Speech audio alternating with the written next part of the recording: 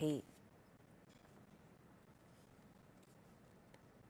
पश्चिम आशियातील संघर्षाच्या पार्श्वभूमीवर तणाव कमी करण्याच्या दृष्टीने अमेरिकेचे राष्ट्राध्यक्ष डोनाल्ड ट्रम्प यांनी काल महत्त्वपूर्ण निर्णय जाहीर केला।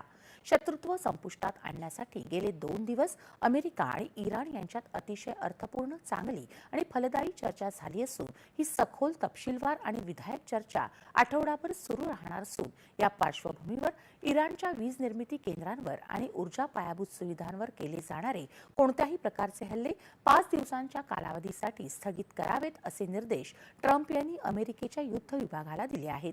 सध्या सुरू असलेल्या बैठका आणि चर्चांच्या यशावर हे निर्णय अवलंबून असतील असं ट्रम्प यांनी स्पष्ट केलं।